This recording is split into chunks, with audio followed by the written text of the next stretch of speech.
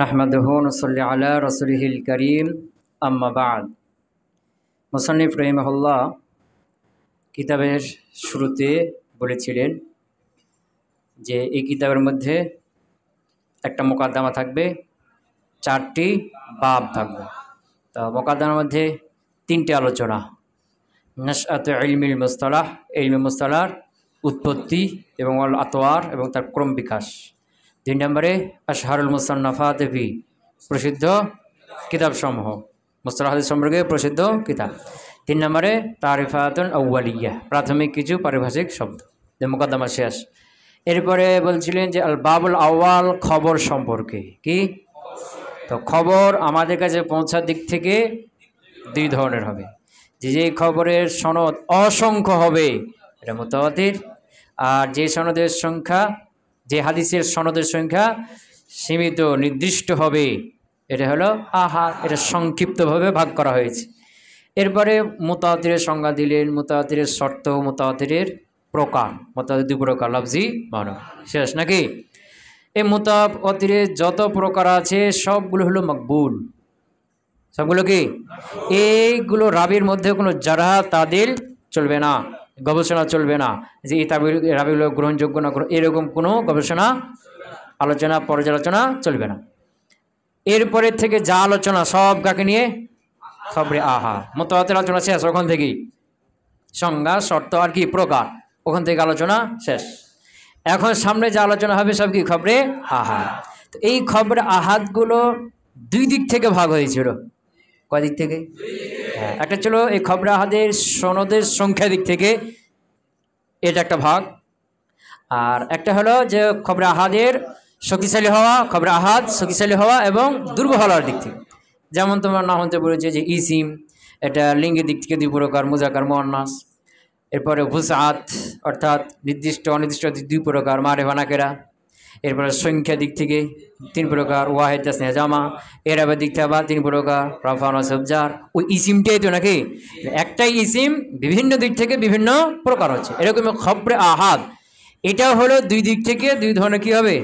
প্রকার হবে, ভাগ হবে। তো প্রথম ভাগ কি বললাম? সনদের সংখ্যা। এখানে 3টা ভাগ হয়েছে, মাশহুর, আজিজ, গারিব। যদি 3 সর্বনিম্ন 3 থেকে উপরে 10-এর নিচে 9 পর্যন্ত হয় সনদের সংখ্যা, তাহলে কি মাশহুর। 3-এর নিচে 2 জন হয়ে গেলে আজিজ, তার নিচে 1 জন হয়ে গেলে গারিব। এই গারিব আবার 2 প্রকার ছিল, গারিবে মুতলাক আর গারিবুন নিসবি। শেষ নাকি? আচ্ছা, এখন আমাদের সামনে আলোচনা হবে যে খবরে আহাদ কে? খবরে আহাদ এটা শক্তিশালী হওয়া আর দুর্বল হওয়ার দিকে যে প্রকার, এদিক থেকে 2 প্রকার, মকবুল আর মরদুদ। কি? হ্যাঁ, মানে খবরে আহাদ সংখ্যার, সনদের সংখ্যার দিক থেকে যে প্রকার গেল, মাশহুর, আজিজ, গরিব, এগুলোই কোনটা মকবুল আর কোনটা মরদুদ। বুঝতে পারলাম কি? খবরে আহাদের প্রকার গেল না পিছনে 3টা, এগুলোই এর মধ্যে কিছু আছে মকবুল, মরদুদ। মাশহুরের মধ্যে কিছু আছে মকবুল, কিছু আছে মরদুদ। আজিজের মধ্যে কিছু আছে মকবুল, কিছু আছে মরদুদ। বুঝছ না? গারিবের মধ্যে কিছু আছে মকবুল, কিছু আছে মরদুদ। ক্লিয়ার হলো? তাহলে এখানে আলোচনা হবে যে খবরে আহাদ এটা শক্তিশালী হওয়া আর দুর্বল হওয়া, এই দিক থেকে 2 ভাগে ভাগ, মকবুল, মরদুদ। কিছু খবরে আহাদ আছে যেগুলো গ্রহণযোগ্য, আর যেগুলো খবর আছে খবর আহাদ আছে গ্রহণযোগ্য, আর কিছু খবর আহাদ আছে মরদুদ, গ্রহণযোগ্য না। ক্লিয়ার হলো? হ্যাঁ। এবং ইলমুল মুস্তালাহর মূল কেন্দ্র হলো এটা। ইলমুল মুস্তালাহটা প্রতিষ্ঠিত হয়েছে, সংগঠিত হয়েছে এটার মাধ্যমে, এটার কারণে যে খবরে আহাদ অর্থাৎ আল্লাহ রাসূলের হাদিস কোনটা মকবুল আর কোনটা মরদুদ, মানে কোনটা আল্লাহ রাসূল থেকে প্রমাণিত আর কোনটা প্রমাণিত না, এটা যাচাই বাছাই করতে গিয়ে এই মকবুল মরদুদগুলোকে আলাদা করতে গিয়েই তৈরি হয়েছে যত কি কায়দা, নিয়ম কানুন এই মুস্তালাহ হাদিসের। বুঝতে পারলাম? কথা কেনা? যেমন এই যে বালাগাতের যত কায়দা, এগুলোর মূল ভিত্তি, মূল শুরু হয়েছে থেকে মুক্তাজায়ে হাল, যে কালামটা মুক্তাজায়ে হাল হওয়া আর না হওয়া, মুক্তাজায়ে হাল অনুযায়ী হলে বালিগ, না হলে গায়রে বালিগ, মূল হলো মুক্তাজায়ে হাল। এরকম মুস্তালাহ হাদিসের মূল হলো কি এই মকবুল আর মরদুদ, মানে আল্লাহ রাসূলের কোন হাদিসটা মকবুল মানে গ্রহণযোগ্য। বুঝতে পারলাম? কথা কয় না? হ্যাঁ, হাদিসের সংজ্ঞার মধ্যে তোমরা পড়েছিলাম, মুসান্নিফ শুরুতে হাদিস সংজ্ঞা দিয়েছিলেন কি, মা উযীফা ইলান নবী সাল্লাল্লাহু আলাইহি সাল্লাম, যা সম্পৃক্ত করা হয়েছে আল্লাহ রাসূলের দিকে, আল্লাহ রাসূলের দিকে। তো আল্লাহ রাসূলের দিকে সম্পৃক্ত করা হয়েছে, এখানে দুই ভাগ হয়েছিল, আল্লাহ রাসূলের হতেও পারে না হতে পারে, আল্লাহ রাসূলের না, তারপর আল্লাহ রাসূলের দিকে সম্পৃক্ত করে আল্লাহ রাসূলের নামে চালিয়ে দিয়েছে, দেখছি না। আর এটা হলো আসলেই আল্লাহ রাসূলের, দুইটা ভাগ হয়ে গেল না। তো এখানে দুইটা ভাগ হয়ে গেছে, মা সাবাতা, যেটা আল্লাহ রাসূল থেকে কি সাব্যস্ত প্রমাণিত, এটা মাকবুল। তো মাকবুল কাকে বলা হলো, মা সাবাতা আন নবী সাল্লাল্লাহু আলাইহি ওয়াসাল্লাম, যেটা রাসূল সাল্লাল্লাহু আলাইহি ওয়াসাল্লাম থেকে প্রমাণিত। আর দ্বিতীয়টা ভাগ হলো কি মারদুদ, যেটা মালাম ইয়াসবুত, যেটা আল্লাহ রাসূল সাল্লাল্লাহু আলাইহি ওয়াসাল্লাম থেকে প্রমাণিত না, এটা হলো মারদুদ। এটা কি তাহলে মাকবুল কাকে বলা হলো, মা সাবাতা আন নবী সাল্লাল্লাহু আলাইহি ওয়াসাল্লাম, আল্লাহ রাসূল থেকে যেটা প্রমাণিত। আর মারদুদ মালাম ইয়াসবুত আন নবী সাল্লাল্লাহু আলাইহি ওয়াসাল্লাম, যেটা রাসূল সাল্লাল্লাহু আলাইহি ওয়াসাল্লাম থেকে প্রমাণিত না। এই যে এটা হলো মারদুদ, আর যেটা প্রমাণিত এটা হলো মাকবুল। এখানে আবার ভাগ হবে, যেটা 100% প্রমাণিত, 99% প্রমাণিত, 98% প্রমাণিত, এলে কি হবে ভাগ। মারদুদের মধ্যে ভাগ হবে, যেটা 100% আল্লাহ রাসূলের না, বুঝ না, 99% আল্লাহ রাসূলের না, এরকম এখানে আবার কি হবে ভাগ হবে। কথা ক্লিয়ার হলো? বুঝতে পারলাম কি? তো মাকবুল হাদিস কাকে বলা হলো? আচ্ছা আচ্ছা, শোনো তাইলে, খবর শক্তিশালী হওয়া এবং দুর্বল হওয়া, এই দিক থেকে কবরকা হলো মাকবুল মারদুদ। তো মাকবুল কাকে বলা হলো? হ্যাঁ, মা সাবাতা আন নবী সাল্লাল্লাহু আলাইহি ওয়াসাল্লাম, যে আল্লাহ রাসূল থেকে প্রমাণিত, কি প্রমাণ। অথবা বলতে পারো মাকবুল হাদিস, অর্থাৎ মাকবুল খবরে, মাকবুল গ্রহণযোগ্য খবর হলো যেই খবরের খবরদাতা নির্ভরযোগ্য, যেই খবরের খবরদাতা সত্যতা আমাদের কাছে প্রমাণিত। কি বললাম? মনে করো তোমাকে একটা কেউ খবর দিল, কেউ একটা তোমাকে কথা এসে বললো, একটা সংবাদ দিল, এখন তুমি তো দেখবে যে এর খবর বিশ্বাস করবো না করবো না, কথা কই না, দেখবে না? হ্যাঁ, তোমার যদি মনে হয় যে তারপর একটা বিশ্বাস থাকে, ভরসা থাকে যে না মিথ্যা কথা বলবে না, সত্য কথাই বলে, বুঝছ না, তাহলে তার খবর তুমি কি করে বিশ্বাস করবে? তাহলে এই খবরটা কি হলো মকবুল খবর, বুঝতে পারো নাই? আর একজন মনে করো একটা খবর তোমাকে দিল, কিন্তু এর খবর একে দেখে তোমার বিশ্বাস হয় না, এর প্রতি তোমার ভরসা আছে না যে সত্য না মিথ্যে বলছে, ভরসা আছে না, এই খবরটা কি হয়ে গেল মারদুদ হয়ে গেল। তাইলে যেই খবরের খবরদাতার ওপর ভরসা করা যায় ওই খবরটা কি মাকবুল। বুঝতে পারলাম না? যেই খবরের খবরদাতার বিশ্বস্ততা আমাদের কাছে কি গ্রহণযোগ্য, কি বললাম? হ্যাঁ, যেই খবরের খবরদাতার বিশ্বস্ততা আমাদের কাছে প্রমাণিত, আমরা জানি যে মিথ্যা কথা বলে না, বুঝেছ না, আমরা জানি যে এই লোকটা জীবনে কখনো মিথ্যা কথা বলে না, যা বলে সত্যই বলে, তাহলে সে যে খবরটা দিবে বিশ্বাস করবে না করবে না? তাহলে এই খবরটা যেটা দিবে এই খবরটা মাকবুল, ওটা গ্রহণযোগ্য খবর, গ্রহণ করবে। আর যেই খবরদাতা সম্পর্কে, সে যেই খবরদাতার সত্যতা আমাদের কাছে প্রমাণিত না, এই সত্য না মিথ্যা আমরা জানি না, সে কোনো সংবাদ দিলে তার সেটা কবুল করবে করবে না, এই খবরটা কি হলো মারদুদ। ক্লিয়ার হলো না হলো না? এটা হলো মাকবুল আর কি মারদুদ। দুইভাবে বলতে পারো, যেটা আল্লাহ রাসূল থেকে প্রমাণিত এটা হলো কি মকবুল, আল্লাহ রাসূল থেকে প্রমাণিত না মারদুদ। অথবা বলতে পারো খবরে মকবুল গ্রহণযোগ্য খবর হলো যেই খবরের খবরদাতার সত্যতা আমাদের কাছে গ্রহণযোগ্য, বা যে খবরের খবরদাতাকে আমরা বিশ্বাস করি, আমরা তারপর ভরসা করি, বুঝ না, এই খবরটা কি হবে। আর এর উল্টাটা মারদুদ। ক্লিয়ার? মাকবুল হাদিস এর হুকুম হলো, সংজ্ঞাতে গেল, এর হুকুম হলো এগুলো সব আমলযোগ্য এবং দলিল হিসেবে পেশ করা যায়। কি করা যায়? এগুলোর মাধ্যমে দলিল গ্রহণ করা যাবে, দলিল দেওয়া যাবে, এবং এগুলোর উপর আমল করা ওয়াজিব, আমল করতে হবে। বুঝতে পারো না? মানে এমন একজন লোক তোমাকে একটা সংবাদ দিল যে বিশ্বস্ত গ্রহণযোগ্য, তার উপর ভরসা আছে, তো তার কথা দিয়ে তুমি রেফারেন্স দিয়ে বলবে না যে অমুক আমাকে বলছে কথাটা সত্যই, অমুক বলছে, তার কথা দলিল দিয়ে বলবে না, এটা আমরা কি বলি না?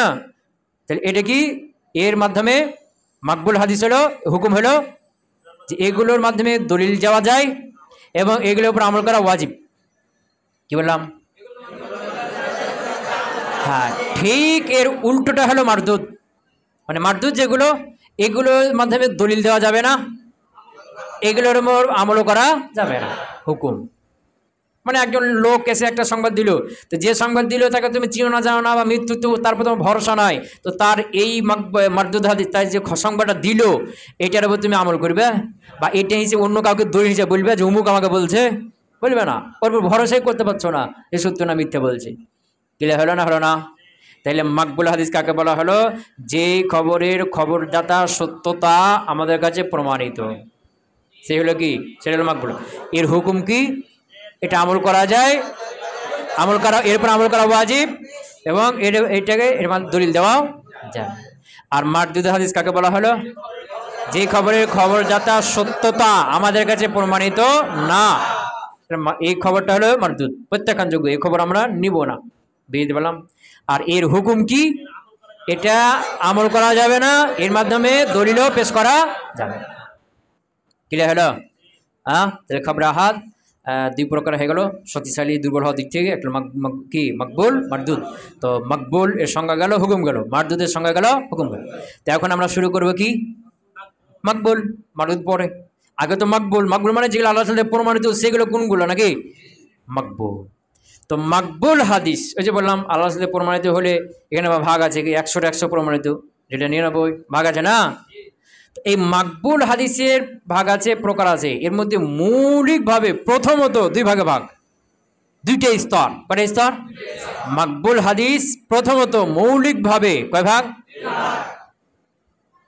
এটা কোন দিকে? মর্যাদার দিক থেকে প্রথম স্তর, দ্বিতীয় স্তর।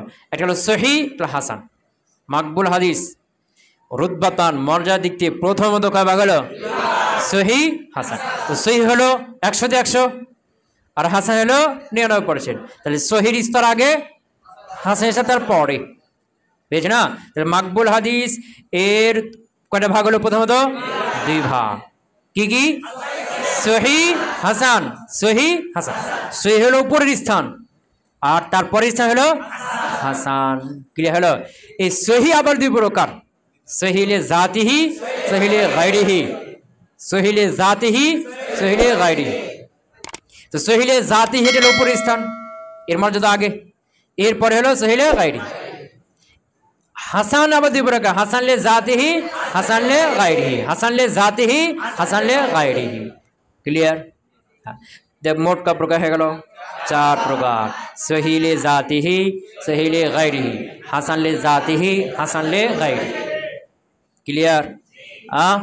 আচ্ছা, তো সহি এখানে সবচেয়ে উপরের স্তর কোনটা? সহিলে জাতিহি। কি? এরপরের স্তর হলো সহিলে গায়রিহি। কি?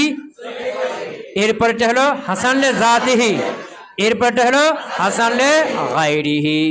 ক্লিয়ার হলো? এই হলো মোট মকবুল হাদিসের প্রকার। ক্লিয়ার? এখন এর মধ্যে প্রথমটা কোনটা আগে আলোচনা করব?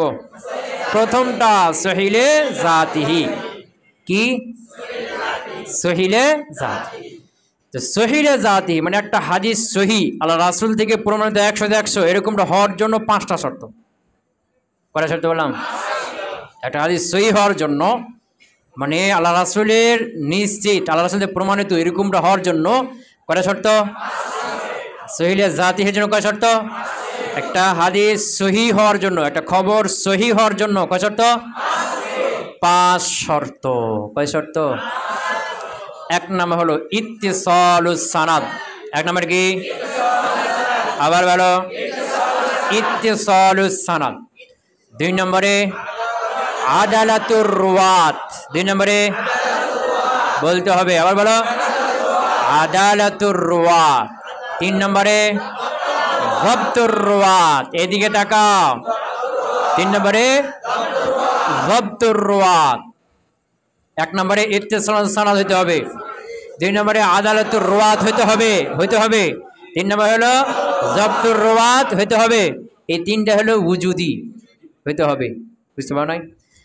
আর বাকি 2টা হলো আদামি। আদামুস শুযুজ, সাজ হইতে পারবে না। 4 নম্বর কি? আদামুস শুযুজ মানে সাজ হইতে পারবে। 5 নম্বর আদামুল ইল্লাহ, ইল্লাত থাকতে পারবে না। আদাম মানে না থাকা না, ইল্লাহ মানে ত্রুটি। আদাবুল ইল্লাহ, ইল্লাহ থাকতে পারবে না। তাহলে একটা হাদিস সহিহ হওয়ার জন্য কয় শর্ত হলো? প্রথম তিনটে হলো ওজুদি হতে হবে, আর শেষের দুইটা হলো আদামি, মানে হতে পারবে না। কি হলো? একটা হাদিস সহিহ হওয়ার জন্য কয় শর্ত হলো? এক নম্বরে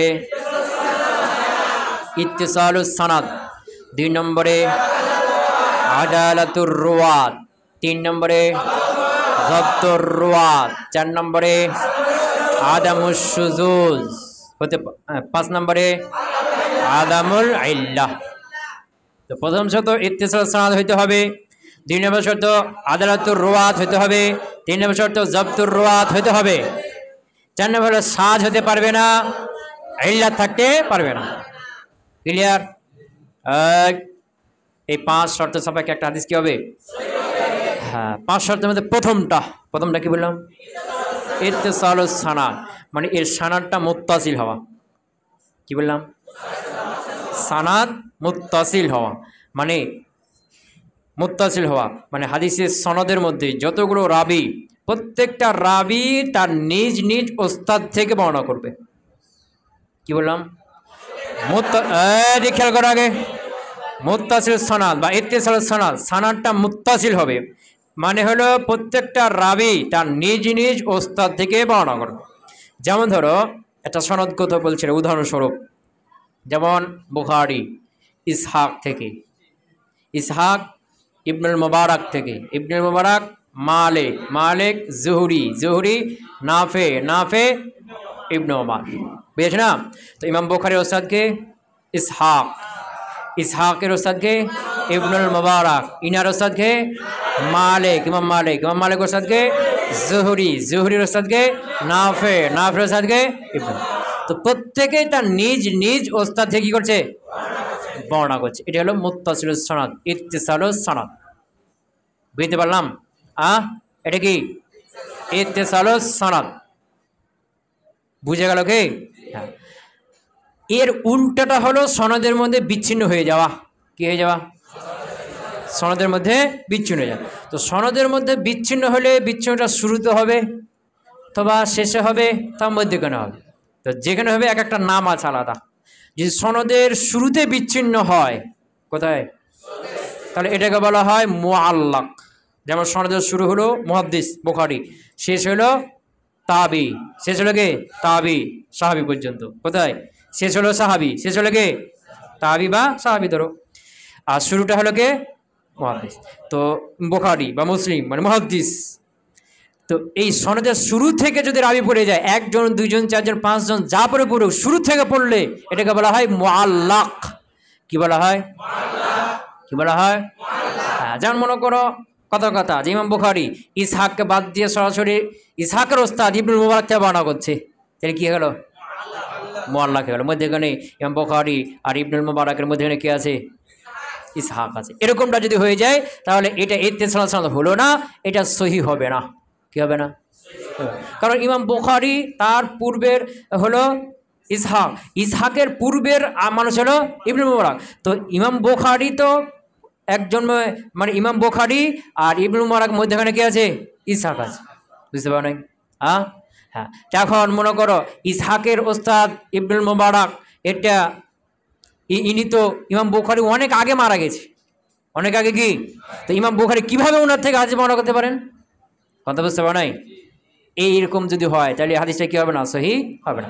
ইত্তিসাল নাই, এই জন্য সহিহ হবে। এটা মুআল্লাক হয়ে গেল। এই হাদিস কি হবে না? সহিহ হবে না। বুঝতে পারো নাই? তাহলে শুরু থেকে যদি পড়ে যায়, একজন, দুজন, তিনজন বা সবগুলো পড়ে যায়, তাহলে এটা কি? মুআল্লাক। বুঝেছেন? বা ইমাম বুখারী, ইসহাক, এরপরে ইবনুল মুবারক, মালিক সবকে বাদ দিয়ে সরাসরি বলছেন সাহাবী ইবনুল উমর রাদিয়াল্লাহু আনহু বলেছেন, তাহলে সবগুলো কি হয়ে গেল? শুরু থেকে পড়ছে না। একজন হোক, দুইজন হোক, সবগুলো হোক, শুরু থেকে পড়লে এটা কি? মুআল্লাক হাদিস। ক্লিয়ার হলো? এরপরে যদি সনদের মধ্যখান থেকে হয়, কোথায় হয়? তো মধ্যখানে যদি হয় তো এটা আবার দুইটা সূরত হবে, দুইটা ভাগ হয়ে যাবে। কয়টা ভাগ? যে মধ্যখান থেকে একজন বা একের একাধিক পড়বে। কি বললাম? একজন পড়েছে অথবা দুইজন, তিনজন পড়ে গেছে একসাথে। বুঝতে পার নাই? যদি একজন পড়ে মুনকাতে নাম। কি নাম? যদি দুইজন পড়ে এটা 2 রাত, 2 বা 3 এর 2 এর অধিক যদি পড়ে তাহলে 2 রাত। এটা ধারাবাহিকভাবে পড়বে অথবা মাঝে মাঝে পড়বে। যদি মাঝে মাঝে পড়ে এটা হলো মুনকাতে, কি বললাম? আর যদি 2 জন বা 3 জন ধারাবাহিক পড়ে গেছে এটাকে বলে মুআযাল। এটার নাম কি? মুআযাল। কথা বুঝতে পারো নাই? যেমন মনে করো বুখারী বর্ণনা করছেন কার থেকে? ইসহাক থেকে। ইসহাক বর্ণনা করছেন মালিক থেকে। মধ্যখানে কয়জন পড়ে গেছে? বুখারী ইসহাক থেকে, ইসহাক ইবনে উমর বাদ দিয়ে মালিক থেকে, মালিক জুহরি, জুহরি নাফে, নাফে ইবনে উমর, সব ঠিক আছে। মধ্যখানে একজন পড়ে গেছে না? মধ্যখানে পড়ে গেছে না? এটা কি হয়ে গেল? মুনকাতে হয়ে গেল। অথবা 2 জন পড়ে গেছে, যেমন ইমাম বুখারী বর্ণনা করছেন ইসহাক, প্রথমটা তো আছে না, এরপরে ইবনুল মুবারক বাদ, মালিক বাদ, জুহরির থেকে বর্ণনা করছে। মধ্যখানে কয়জন পড়ছে?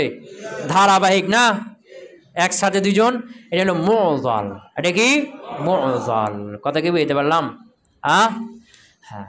আর মুনকাতে হলো যে 2 জন পড়ছে বিচ্ছিন্নভাবে। যেমন ধরো ইমাম বুখারী ইসহাককে বর্ণনা করছে, তাহলে প্রথমে আছে, প্রথমে পড়েতে মুআল্লাক হয়ে যাবে না?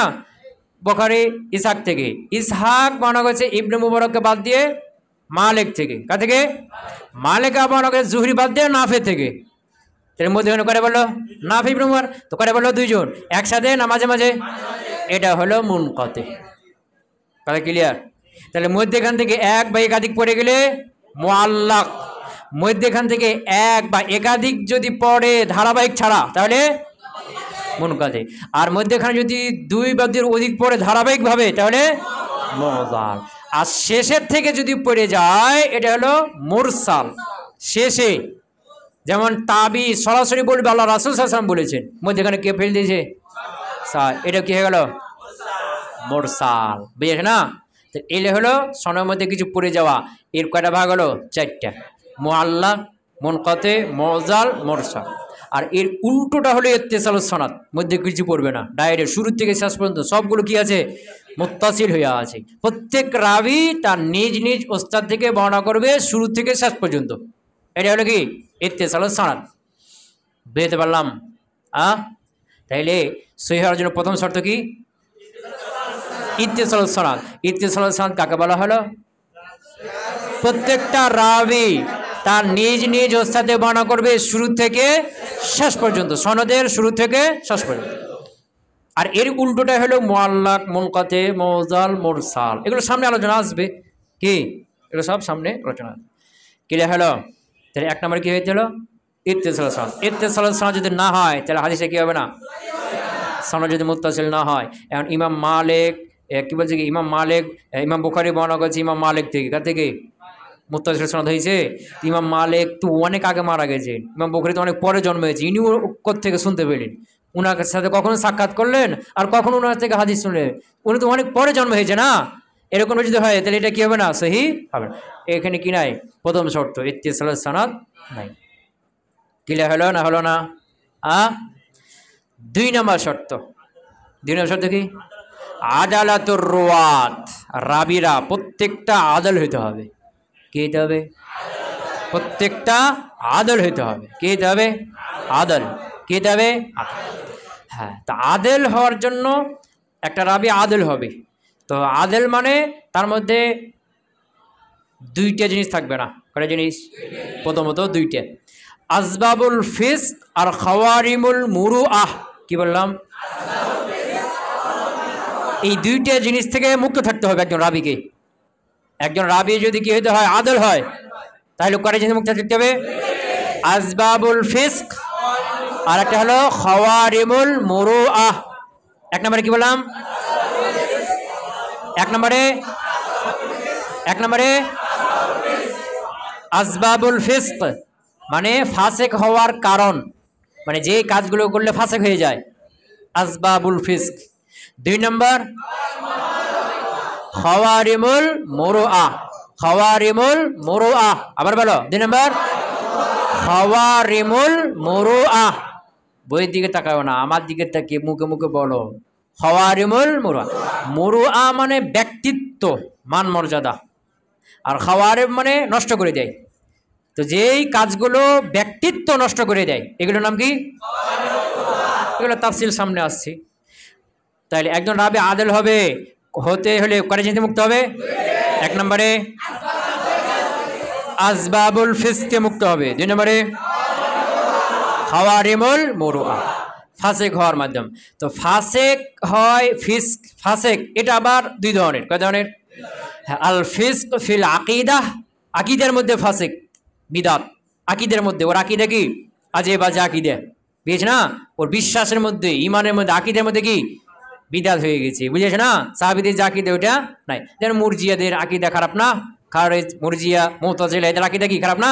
তো ফিজিকটা হবে কোন ক্ষেত্রে? আকিদার ক্ষেত্রে। কোন ক্ষেত্রে? আকিদা। আর একটা ফিস্ক ফিল আমাল, আমলে ওর কাজকর্ম কাবিরা গুনাহ করছে, তাহলে কি হয়ে যাবে? শিরিক করছে, কুফরি করছে, বুঝেছ না? এগুলো আমল না, কথা কয় না? তাহলে ফিস্ক ফাসিক হবে, এটা আবার কয় ধরনের? আল ফিস্ক ফিল আকিদা ইতিকাদ, আল ফিস্ক ফিল আমাল। তো ফিস্ক ফিল আমাল যেটা, এটা আবার 2 প্রকার, বুঝেছ না? কি? ফেলুল কাবায়ের, কাবিরা গুনাহ করা। ফেলুল কাবায়ের, এক নম্বর কি? ফেলুল কাবায়ের, কাবায়ের কাবিরা গুনাহ করা। 2 নম্বর আল ইসরার আলা সাগায়ের, ইসরার মানে সবসময় থাকা, অটল থাকা, আলা সাগায়ের সাগিরা গুনার উপরে, মানে সাগিরা গুনাহ সবসময় করতেই থাকা, করতেই থাকা। তাহলে এখানে মোট কয়টা হলো? 3টে। ফিসকে ফিল আকিদা, আকিদাগত বিদাত, এরপরে কাবিরা গুনাহ, এরপরে সাগিরা গুনাহ নিয়মিত করা, সাগিরা গুনাহ নিয়মিত। কয়টা হলো এখানে? কথা বুঝতে পারো নাই? ফাসেক হওয়ার কারণ একটা হলো আকিদার মধ্যে ফাসেক, আর একটা হলো আমলের মধ্যে। তো আমলের মধ্যে ফাসেক হলো ফিলুল কাবায়ের, আর একটা হলো ইসরার আলা সাগায়ের, ইসরার আলা সাগায়ের। ক্লিয়ার হলো? কয়টা হলো এখানে? 3টে। আর একটা খাওয়ারিমুল মুরুআহ, কয়টা হলো মোট? 4টে। তো এই 4টা গুণ থেকে মুক্ত থাকতে হবে। কয়টা গুণ হলো? এই 4টা গুণ থেকে মুক্ত থাকলে রাবিটা কি হবে? আদেল হবে। এখন তার আকিদের মধ্যে বিদআত থাকতে পারবে না, আকিদা খারাপ হতে পারবে না। 2 নম্বর হলো ফেলুল কাবায়ের থেকে মুক্ত থাকতে হবে, কাবিরা গুনাহ করতে পারবে না। যদি কাবিরা গুনাহ করে সে আদেল হবে না, তার থেকে বর্ণিত হাদিসও গ্রহণ হবে না, সই হবে না। ক্লিয়ার হলো? কথা কয় না? 3 নম্বর হলো আল ইসরার আলা সাগায়ের, সাগিরা গুনার উপর অটল থাকা। মানে সাগিরা গুনাহ হতে পারে, তবে সাগিরা গুনাহ করতেই থাকবে, করতেই থাকবে, করতেই থাকবে, এরকমটা হলে তার হাদিসে কি হবে না? গ্রহণযোগ্য হবে না। ক্লিয়ার হলো? 4 নম্বর হলো খাওয়ারিমুল মুরুআ। তাহলে আকিদার মধ্যে খারাপ আকিদা, মানে সাহাবায়ে কেরামের যে আকিদা আল্লাহ রাসূল সম্পর্কে, সেই আকিদাগুলো কি হয়ে যাওয়া? তাদের আকিদা বিভ্রান্ত হয়ে যাওয়া, বুঝেছ না? এরপরে হলো ফেলুল কাবায়ের, কাবিরা গুনাহ করা। কি করা? কাবিরা গুনাহ কোনটা? যেই কাজ করলে হুমকি দেওয়া হয়েছে আখিরাতে শাস্তির, অথবা দুনিয়াতে শাস্তির, অথবা অভিশাপ দেওয়া হয়েছে, সেই কাজটা হলো কাবিরা গুনাহ। কাবিরা গুনাহ কাকে বলা হলো? যে কাজ করলে আখিরাতে শাস্তি, জাহান্নামে যেতে হবে এরকম শাস্তি, অথবা দুনিয়াতে শাস্তি, হাত কাটা হবে, চুরি করলে হাত কাটা হবে না, কথা কয় না? জেনা করলে হাত মারা হবে না, দুনিয়াতে শাস্তির কথা বলা হয়েছে। অথবা অভিশাপ দেওয়া হয়েছে। কি দেওয়া হয়েছে? অভিশাপ দেওয়া হয়েছে। যেমন ওই যে সুদখোর, এর উপরে সুদ যে দেয়, যে নেয়, সবার উপরে কি লানত, আল্লাহ আছে না, অভিশাপ দেওয়া আছে। এটা হলো কি? কাবিরা। আর সগীরা গুনাহ হলো, সগীরা গুনাহ হলো যেই কাজের ওপর হুমকি নাই, আখিরাতে শাস্তির হুমকি নাই, দুনিয়াতে শাস্তির হুমকি নাই, এবং অভিশাপও নাই, তবে সেটা নিন্দা করা হয়েছে। কি করা হয়েছে? এটা নিন্দা করা হয়েছে। কি করা হয়েছে? এটা হলো সাগীরা গুনাহ। কি গুনাহ? কথা কি বুঝতে পারলাম? কি গুনাহ? সাগীরা। যেমন কি ওই যে নারী দেখা, অগ্ন নারীর দিকে তাকালে গুনাহ হয় না, কোন গুনাহ? সাগীরা গুনাহ। কথা কি বুঝতে পারলাম? এটা সাগীরা গুনাহ। আর খাওয়ারিউল মুরুআ কোনগুলো? খাওয়ারিউল মুরুআ হলো যেই কাজগুলো বৈধ, জায়েজ, কোনো সমস্যা না, গুনাহ কিচ্ছু হবে না, নিন্দাও করা নাই, তবে ব্যক্তিত্ব নষ্ট করে। কি বললাম? ব্যক্তিত্ব মানে মান মর্যাদা নষ্ট করে দেয় যেই কাজ। যেমন মনে করো ওই যে রাস্তার ধারে বসে বসে খালি গায়ে চুল কাটছো, কি? তো খালি গায়ে চুল কাটা হারাম, অভিশাপ বা লানত এরকম কিছু আছে নাই, বা এটা গুনাহের কাজ, গুনাহ, এটা বৈধ যায় করতে পারো, তবে মুহাদ্দিস সে পারবে। তোমরা ছাত্র মানুষ রাস্তার ধারে খালি গিয়ে চুল কাটতে পারবে, কিন্তু মাদ্রাসার মুহাদ্দিস এটা তো হারাম কাজ না, কিন্তু একজন মাদ্রাসা কি মুহাদ্দিস আলেম, উনি কি খালি গিয়ে রাস্তার মধ্যে পাশে দাঁড়িয়ে কি খেতে পারবে? চুল কাটতে পারবে কি? পারবে না। কেন? এটা ওনার ব্যক্তিত্ব নষ্ট করে, এটা তার মান সম্মানের সাথে যায় না। বুঝতে পারে নাই? বা রাস্তার ধারে খাওয়া, রাস্তার ধারে বসে বসে খাওয়া হারাম তো না? হারাম কি? জায়েজ, করতে পারো। সাধারণ মানুষ করলে কিছু হবে না, কিন্তু একজন মুফতি মুহাদ্দিস বড় মান সম্মানের মানুষ রাস্তার পাশে যদি বসে খায়, মানুষের নিন্দা করবে না? এটা তিনার ব্যক্তিত্ব কি করে? নষ্ট। এগুলো হলো কি খাওয়ারিমুল মুরুআ, যে কাজগুলো বৈধ হালাল জায়েজ, তবে ব্যক্তিত্ব নষ্ট করে, এগুলো হলো কি? এগুলো থেকেও একজন রাবিকে কি থাকতে হবে? মুক্ত থাকতে হবে, তাহলে সে আদেল হবে। খাওয়ারে মানে যেটা নষ্ট করে দেয়, আল মুরুআ মানে ব্যক্তিত্ব, মুরুআ মানে কি? ব্যক্তিত্ব। ব্যক্তিত্ব নষ্ট করে দেয় যে কাজগুলো, ক্লিয়ার হলো?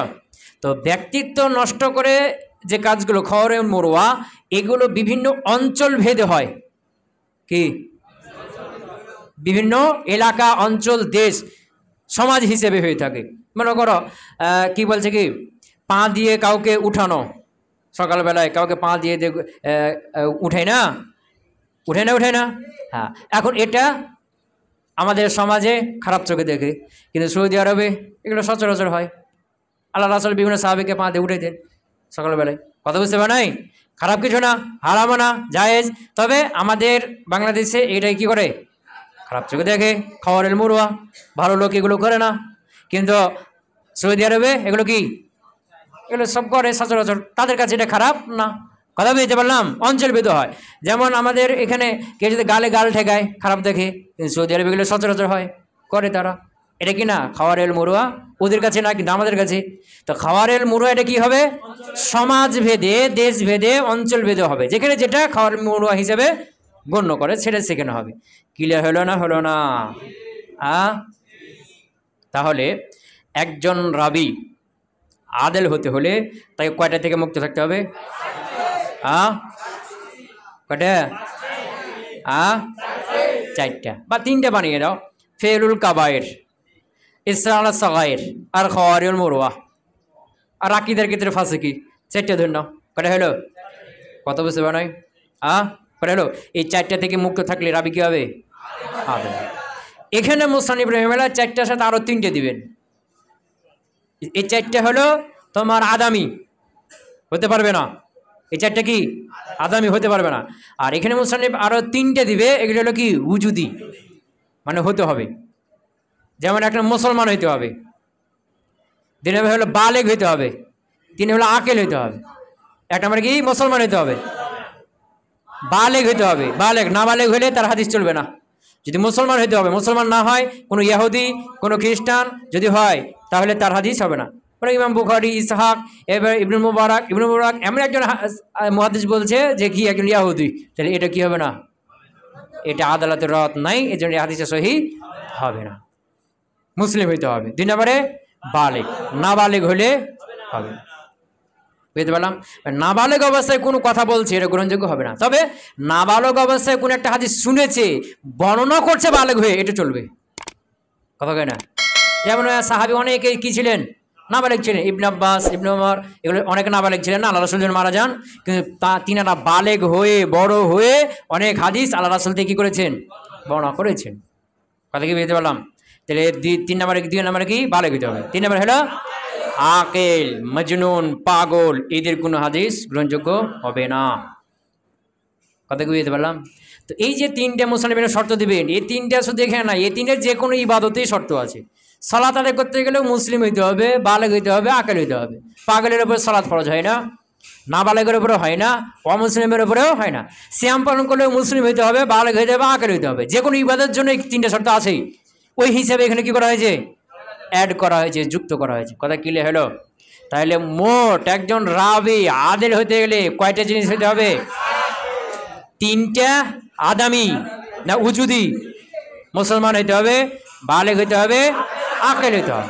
আর বাকি চারটা হলো আদামি, বাকি যেটা হলো আদামি, মানে আকীদায় ফাসিকি থাকতে পারবে না, ফিস্ক থাকতে পারবে না, ফেলুল কাবায়ের আমলে ফাসিকি থাকতে পারবে না, এটা হলো ইসরা আলা সাগায়ের কাবিরা গুনাহ নিয়মিত করবে, এটাও হতে পারবে না।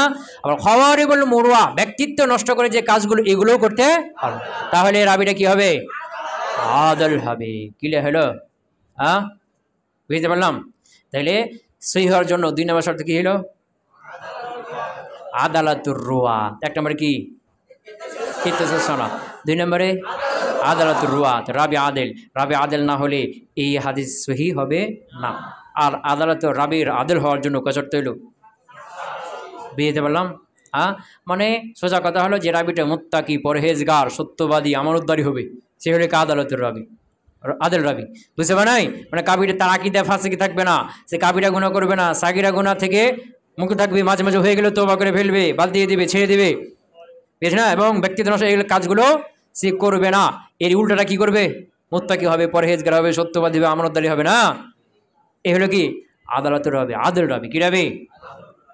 ক্লিয়ার? কথা কয় না? হ্যাঁ, যেমন এই বুখারী, তো বুখারী একজন কি? আদালতের রাবি। ইনি কি? ইসহাক, ইনার ওস্তাদ, ইনিও কি? আদল। ইনিও কি? আদল। ইনার ওস্তাদ ইবনে মুবারক, ইনিও আদল। ইমাম মালিক, ইমাম আদল, সবাই চিনে ইনাকে। জুহরি, ইনিও বড় ইমাম, ইনিও আদল। নাফে, ইনিও বড় ইমাম, সাহাবীর ছাত্র, আদল। আর সাহাবীতে আদল বলাই লাগবে না, সাহাবী আদল। তাহলে এই সবগুলো মুত্তাসিল সনদ হয়েছে না হয় নাই? এবং আদালাতুর রাত হয়েছে না হয় নাই? 2টা শর্ত হয়ে গেল। 3 নম্বর শর্ত জব্তুর রওয়াত। জব্দ মানে মুখস্থ রাখা, আয়ত্ত রাখা, সংরক্ষণ করা। মানে রাবিগুলোর আয়ত্ত শক্তি, সংরক্ষণ শক্তি থাকতে হবে। মানে হাদিসটা কি রাখবে? সে সংরক্ষণ রাখবে, মুখস্থ রাখবে, হেফাজতে রাখবে। তো জব্তুর রওয়াত এটাও 2 প্রকার। এটা জব্তুর সদর, আর এটা জব্তুল কিতাব। কি বললাম? জব্তুর রওয়াত 1 নম্বরে। 2 নম্বরে জব্তুল কিতাব। কি বললাম? জব্তুস সদর, জব্তুর রওয়াত। এটা আবার কয় প্রকার বললাম? কয় প্রকার? 1 নম্বরে আবার বলো, আবার বলো। 2 নম্বরে জব্তুল কিতাব। জব্তুস সদর মানে মুখস্থ রেখেছে। কি রেখেছে? লেখেনি, তবে মুখস্থ আছে। ওস্তাদের কাছ থেকে যা শুনছে হুবহু সেটা মুখস্থ রেখেছে, এবং হুবহু মুখস্থ রেখে হুবহু সেটাই তার ছাত্রের কাছে বলে দিয়েছে। এটা হলো জব্তুল সদর, মুখস্থ রেখেছে হুবহু, একটুকু পরিবর্তন, মানে প্রখর স্মৃতিশক্তি। কি প্রখর? স্মৃতিশক্তি কি প্রখর? বুঝতে পারো নাই? স্মৃতিশক্তি কি প্রখর। ক্লিয়ার হলো? এটা হলো কি? জব্দুল সদর। তো জব্দুল সদর কাকে বলা হলো? যেটা মুখস্থ রেখেছে, যার স্মৃতিশক্তি প্রখর, ওস্তাদ থেকে যা শুনেছে হুবহু সেটাই মুখস্থ রেখেছে, এবং হুবহু সেটাই ছাত্রের কাছে একটুকু রদ বদল হয় না, যা শুনেছে সেটাই হুবহু কপির করে ছাত্রের কাছে বলে দিয়েছি। মানে তার স্মৃতিশক্তি কি প্রখর। এটা হলো কি? জব্দুল সদর। আর জব্দুল কিতাব মানে লিখে রেখেছে, ওস্তাদ যা লিখেছে সেটা হুবহু লিখে রেখেছে, হুবহু সেটাই ছাত্রের কাছে কি করে দিয়েছে? বর্ণনা করে দিয়েছে। এটা হলো কি? জব্দুল কিতাব। জব্দুল কিতাব। ক্লিয়ার হলো না? হলো না? হলো? হ্যাঁ। তাহলে জব্দুল সদর, জব্দুল কিতাব, জব্দুর রওয়াত কয় প্রকার হলো? কয় প্রকার হলো? হ্যাঁ, 1 নম্বরে জব্দুল সদর, 2 নম্বরে জব্দুল কিতাব। ক্লিয়ার হলো না? হলো না? হ্যাঁ। তো এই যে রাবিকে, একটা হাদিস সহিহ হওয়ার জন্য রাবি কি হতে হবে? জব্দুর রওয়াত হতে হবে। সনদের মধ্যে যত রাবি সব জব্দ হতে হবে, মানে প্রকাশ স্মৃতিশক্তি হতে হবে। মানে সে হাদিসটা যে সংরক্ষণ করছে এটা হুবহু ওস্তাদ যা শুনছে সেটা মুখস্থ রাখবে, সেটা কি করবে? মানে প্রকাশ স্মৃতিশক্তির অধিকারী হতে হবে। অথবা কিতাবে লিখের মাধ্যমে কি করবে? এটাকে সংরক্ষণ করার অধিকারী তাকে হতে হবে। ক্লিয়ার? এটা হাদিস সহিহ হওয়ার জন্য কি শর্ত। এই যে জব্দুর রওয়াত, স্মৃতিশক্তি কি হওয়া? প্রকার হওয়া। কি হওয়া? এখানে পার্থক্য হবে। কারো স্মৃতিশক্তি খুবই প্রখর, 100তে 100 মুখস্থ রাখতে পারে, কথা কেনা, যা শুনেছে হুবহু তাই মুখস্থ রাখছে, এরকম আছে না ছাত্র? আবার মনে করো হালকা, তার থেকে একটু কি স্মৃতিশক্তি একটু কম, কিন্তু মোটামুটি তাও পারে, একটু কম। কিন্তু এই যে স্মৃতিশক্তি কম বেশি হওয়ার দিকে এখানে পার্থক্য আছে নাই? ক্লাসের মধ্যে সবাই এক হয়, এক রুল হয়? সবার এক রুল হয়? এক রুল হয়, দুই রুল হয়, তিন রুল হয় না, কমে যায় না কেন? স্মৃতিশক্তির কারণে। বেদ বললাম তো এই যে স্মৃতিশক্তি যে চূড়ান্ত, এটা হলো কি সহি। আর স্মৃতিশক্তি একটু হালকা হয়ে গেলে হাসান হয়ে গেল। কি হয়ে গেল? মনে থাকবে? কি হয়ে যাবে? হাসান হয়ে যাবে, মনে থাকবে। যদি আরও কমে যায় স্মৃতিশক্তি, তখন ওই মারজুদের মধ্যে চলে যাবে। কার মধ্যে চলে যাবে? মানে এই শর্তগুলো পাঁচটায় পরিপূর্ণ পাওয়া গেলে হাদিস সহি। আর যে কোনো একটা কমলে তার মান কমতে লাগবে। কি বললাম?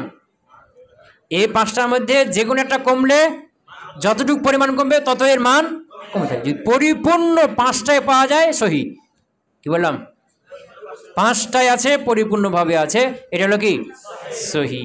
আর এটা যত পরিমাণ কমবে তত এর মান কমবে। ক্লিয়ার হলো? তাহলে কয়টা হলো?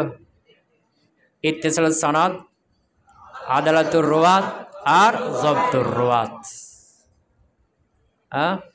চলবে? আচ্ছা, তাহলে আজকে এই তিনটে হলো। আর সামনে আমাদের কয়টা আছে? দুইটা। একটা হাদিস সহিহ হওয়ার জন্য 5 শর্ত, তিনটে গেলো। আর দুইটা আছে, কি কি? সাজ হবে না, ইল্লাত হবে। এটা আমরা ইনশাআল্লাহ আগামীকালকে জানবো। সুবহানাকাল্লাহুম্মা ওয়া বিহামদিকা আশহাদু আল্লা ইলাহা ইল্লা আনতা আস্তাগফিরুকা ওয়া আতুবু ইলাইক।